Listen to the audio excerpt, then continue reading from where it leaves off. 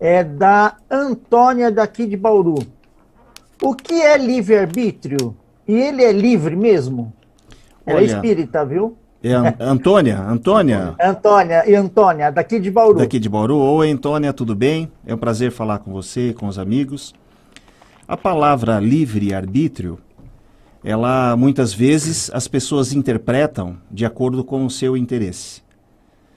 E o que a gente pode falar a respeito dessa palavra tão presente na doutrina espírita é a importância do livre-arbítrio no processo de evolução do espírito. Se nós entendemos que, muitas vezes as pessoas colocam assim, se uma reencarnação ela já é programada, aonde está o meu livre-arbítrio? O que nós devemos separar as situações é que toda a ação ela vem do espírito, vem da individualidade. Uma das principais diferenças da doutrina espírita para outras religiões é que, mesmo após a morte, você manterá a sua individualidade. Então, não há ninguém que vai assumir as consequências dos seus atos. E os seus atos são definidos e praticados pelo seu livre-arbítrio. Não há a possibilidade de você excluir essa palavra da sua vida, porque todos os méritos serão consequências do uso que você faz do seu livre-arbítrio. O que a espiritualidade coloca? Você pode fazer o que você quiser, você é livre, mas nem tudo convém. Porque existem consequências. Então o livre-arbítrio não é que ele tem limites. O livre-arbítrio também está colocado na seguinte posição. Se você assumir a consequência dos seus atos, nem tudo lhe convém. Existem situações em que o livre-arbítrio ele termina porque começa o direito do outro.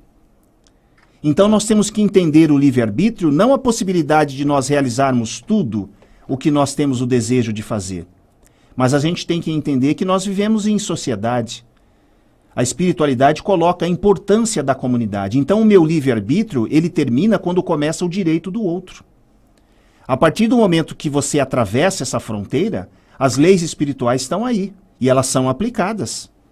Nós sabemos os malefícios e o ambiente em que a gente vive no nosso planeta. Muitas vezes as pessoas pensam, olha, o livre-arbítrio talvez não seja verdadeiro, talvez a espiritualidade controle tudo. A espiritualidade não controla tudo. A espiritualidade nos auxilia em tudo. E nem tudo é permitido.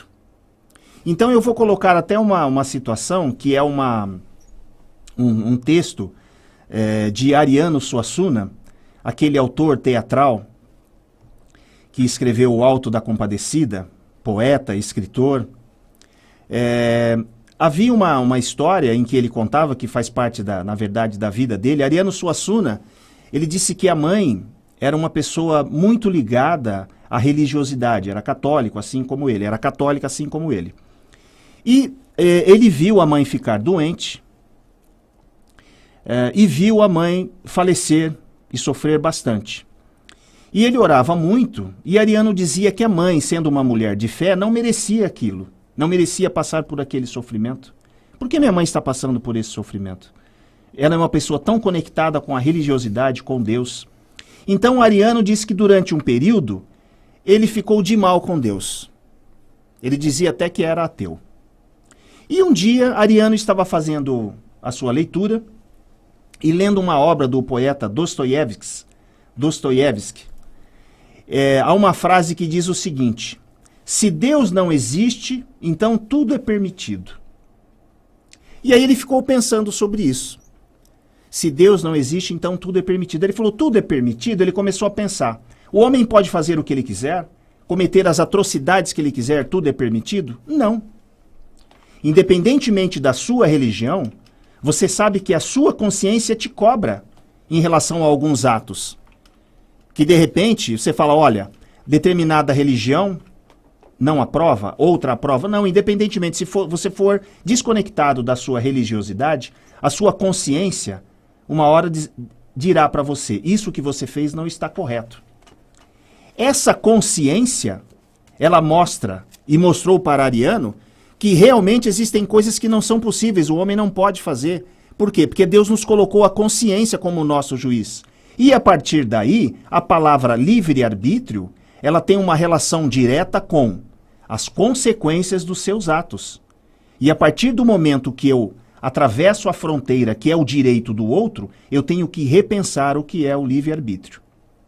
O livre-arbítrio nos possibilita definir, avançar do modo como nós achamos melhor, qual é o momento que devemos fazê-lo. A espiritualidade sempre deixa claro. E é uma coisa interessante que alguns escritores, eu sempre cito escritores, né, porque é o meio que eu trabalho, que eu gosto de trabalhar, o escritor Gasparetto dizia o seguinte, que é uma realidade. Nós, enquanto espíritos imortais, estamos condenados, ele usava essa palavra condenado que eu acho um pouco pesado, estamos condenados a conviver conosco pela eternidade. Então, esse princípio é um fato, é real. Então nós temos que entender que o livre-arbítrio deve ser usado a nosso favor. Se nós vamos passar a eternidade conosco, e eu usar o livre-arbítrio para me prejudicar, não faz sentido. Porque a espiritualidade diz, você pode fazer o que você quiser, mas nem tudo lhe convém. Eu acho que é esse o caminho.